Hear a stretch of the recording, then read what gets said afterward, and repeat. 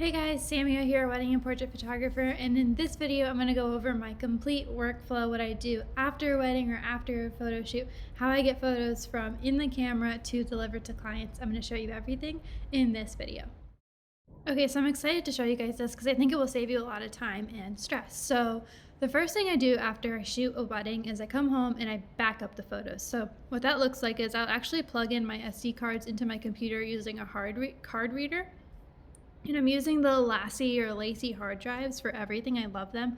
So I plug in you don't see it here because I'm not doing it actually right now, but my SD cards. I also have copies of CF cards. So I keep both the SD and the CF cards. And I keep both in this box so that you can see, they're all separated here. But I'm going to take all the SD cards and back them up because when I was shooting to two different cards. So everything is on the SD cards. And I find that they're easier to read. But again, I have a dual copy on the CF cards in the box. So I'll plug that in. And then this is the inside of my hard drive, right? So for every wedding, I create a folder called Wedding with bride and groom's name, and then I go through and back up all the cards. So usually I shoot on 32 gigabyte SD cards, and I usually end up with 6 or 7 from a wedding.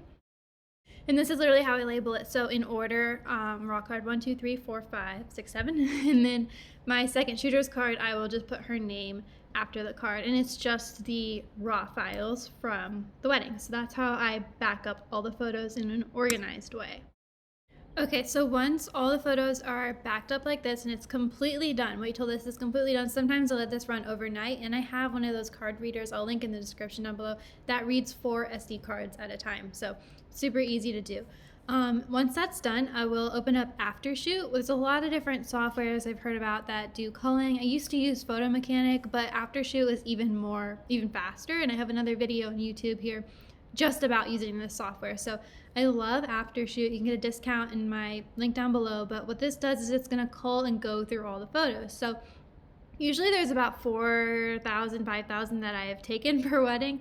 So if you come into Aftershoot, this is what it looks like, and you'll select new album, and then you just add a folder. And what I'll do is go into my hard drive and you just select this folder. So you wouldn't be selecting like any of the raw folders inside this folder. You select the whole folder, and it knows to go into each folder and get all those files. So you just select the parent folder, I guess you would call it.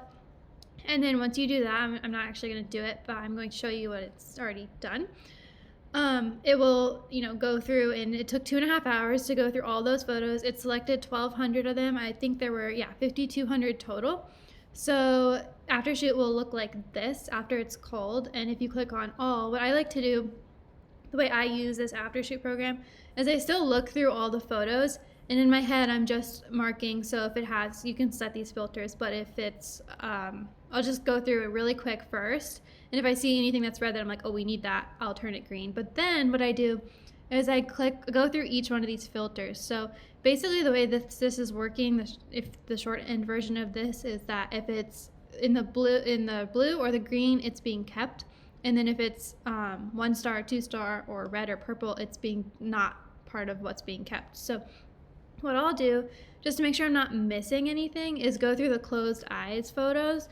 And like sometimes someone will be reading something, or it is a nice picture and it is a nice pose. Maybe the bride's looking down and the groom's like giving her a kiss on the side of her face or something. So if it is intentionally their eyes are closed and it wasn't like a blink, then I will make a 5.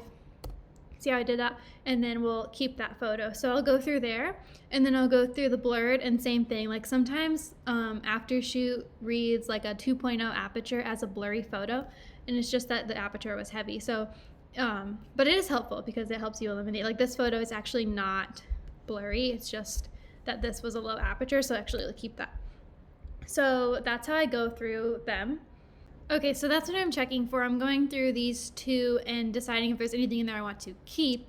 And then I'm going through the highlights and deciding if there's anything in there I don't want to keep. And the way I look at these two folders is I'm mainly looking at, for each of these photos, what in here is considered a duplicate, because like for this one and this one, they're both similar photos. So maybe I want to keep this, but not that. So that's what I look through and how I go through this part. And then if you go to the selected photos, this is the ones that we're keeping. I always, make sure, go through this like really quickly though, not like in depth, because it's doing it for you. But I have to go into every time the family photos and the bridal party photos, because Aftershoot does not know, because I do like individual photos with each member of the bridal party, that it will count that as a duplicate and it's actually a different person, and I will show you. Okay, so here's a good example. So like, for example, this is the bride with one of her bridesmaids, and it's counting this as a duplicate, which is a different person. So you have to go through the family photos and the individuals with people and make sure. I usually count the bridal party and make sure I see, okay, 1, 2, 3, 4, and maybe this is like the same girl but different numbers. So it's still 4, 5, 6 bridesmaids, 7 bridesmaids, 8 bridesmaids. So if there's supposed to be 9, then someone is being counted as a duplicate. So that's something I manually have to go through. But then once that's done, this is pretty much a good cold ready for the editor to edit. So what I'll do then is I'll click Save Changes. And then what I'm going to do is I'm going to open up Lightroom. And what you do is you make a catalog first. So I'll go in here and I'll click File, New Catalog. And make sure you're making the catalog in your hard drive, and I'll say wedding with Lacie. So I'm making a new catalog for each wedding, and I'm just gonna say for YouTube, because this wedding is already done, but we're just gonna call it YouTube for now. Skip. And then it will automatically open, and you can see it on your hard drive here. If you go into your hard drive, see it made a folder for that catalog already. So now we have a nice new empty catalog. The reason I did this right before is because when you go into Aftershoot and you click export, see how it says export this number? It's adding these two together. It's just something that Aftershoot does. So export, you're gonna click on Lightroom Classic to go ahead and export it from here into your catalog. So I'm gonna click on Lightroom Classic, and since I already made the catalog, it knows that's the catalog I want to export it to. It will automatically select all those things. So, and you're gonna make sure this says add, not copy, because then you'd be copying all those files. So add without moving them is gonna bring them in here, but the actual source of the file is not being duplicated. So click import, and then let that import your 1200 or whatever photos. So let that go through. Okay, so at this point we're in Lightroom, we have all the photos culled that we want edited, so now it's time to get these photos to the editor. So what I will do is, once it only has 28 files, so we're just gonna pretend this is the whole wedding that's imported, but make sure you're selecting all photographs up here, and you can also Control A to select them all. I'm going to File, Export as Catalog, and now I'm making a catalog for the editing company, which is Evolve Edits. So wedding with Lacie is usually what I call it, for Evolve, or just like for your editor. And the way Evolve, the editing company that I use, works is you have to check include smart previews. So then you export the catalog, and what that's doing is just scraping the files, your raw files, not damaging them, but it's making them a file so that they can edit the photo without needing the whole raw file. So it's basically like taking a scrape of all your raws, and that's called a smart preview, so that they can edit your photos without actually having all the raws. So, and then you'll click export catalog, and you will let this export, and it will show up here. So you'll see here, these are now two catalogs. This is the one that I made with you, and then this is the one that is being made for the editor. All right, so the next thing to do is to send this to Evolve. So let's go to evolveedits.com. That's my company that I use as editor. We can do a login. Okay, and then you can see these are all my orders. What we'll do is we'll make a new order for the wedding that I have, and we'll just call this wedding. I usually call it the same name that we've been calling it. And then you'll fill out this form, and it's going to be a Lightroom catalog. Number of images has to be the number of images in the catalog, which I think was like this. So wedding, you will only select basic color correction, which is just telling them I want you to edit the photos the way that I have saved on file. You'll go through an onboarding process where you show them your editing style. So make sure that's always the same number, because if it's not, you're asking them to cull through the photos. So All of these other things I just save as no, nothing else. I just want the basic edits. You can select how fast you want the photos. I just keep it as normal. Web upload, don't use the images. And then I have this, this is my like payment plan I have with them. So then you click, you understand this. And then you will click submit. After you click submit, I'm not going to do it because I'll be placing an order. It will ask you to upload the catalog, and you will go into the one we just made. You will right click and compress the file. So all Evolve Edits needs is the catalog exported like we exported it with Smart Previews, and you'll compress the file. So like I just did there. And then you'll literally upload this zipped file, and it'll just be right there as soon as you edit it, it'll be done. So you sent the photos to the editor. So that's how easy it is. Okay, so then once they get the photos, it'll take them 3 to 5 days to edit them. Then they'll email you when it's ready. So when it's ready, you can see all my orders are actually done from them.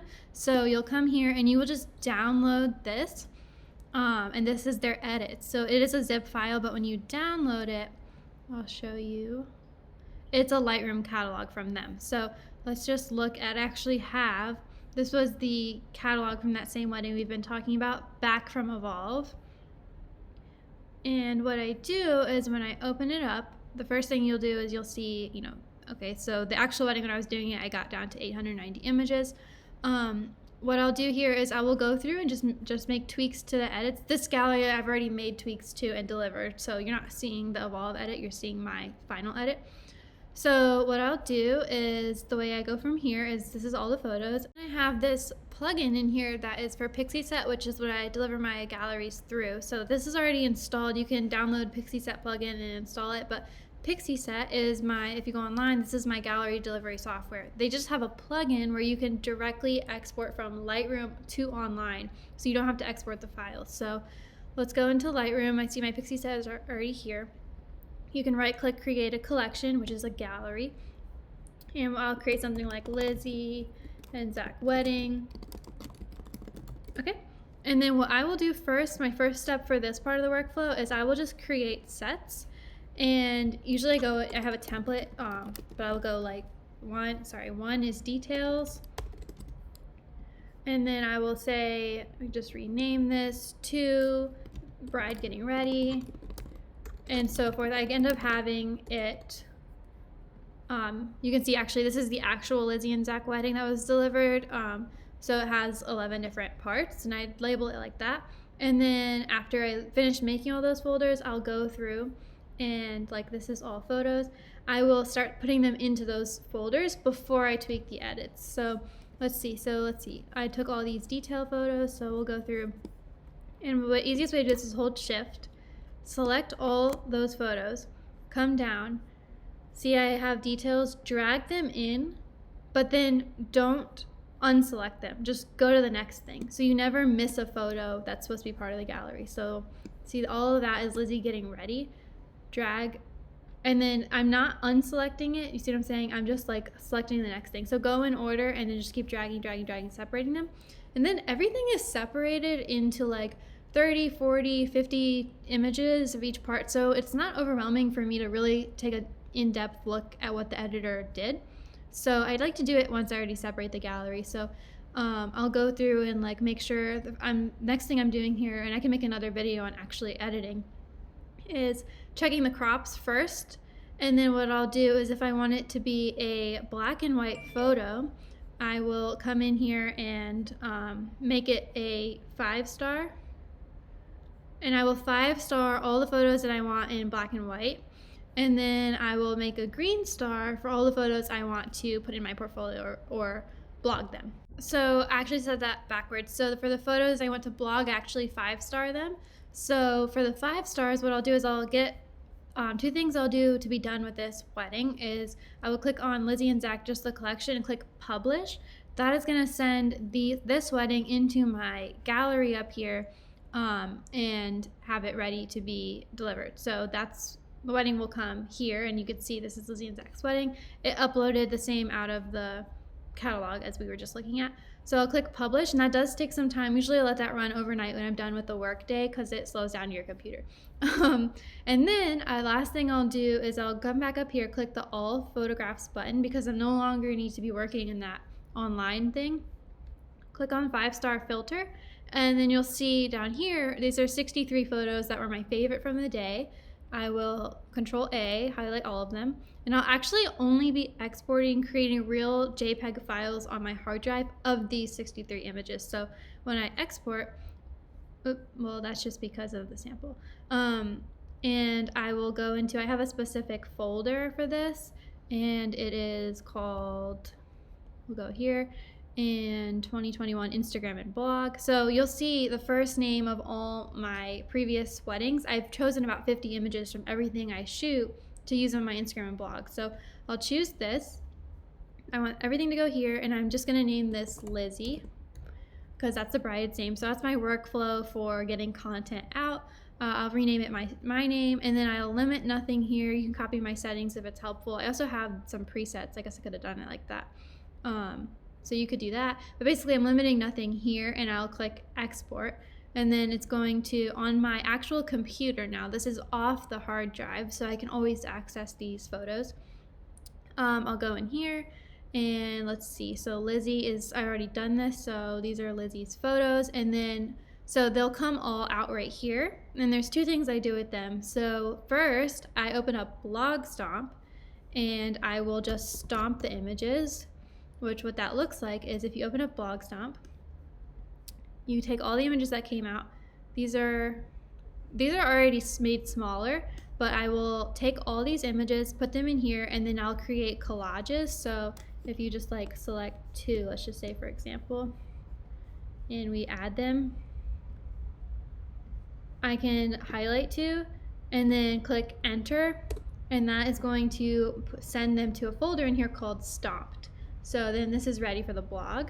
And then once I do all of that, I will also open up JPEG Mini to make them really small so that they load on the website, and I will just select it, and then I will make it smaller.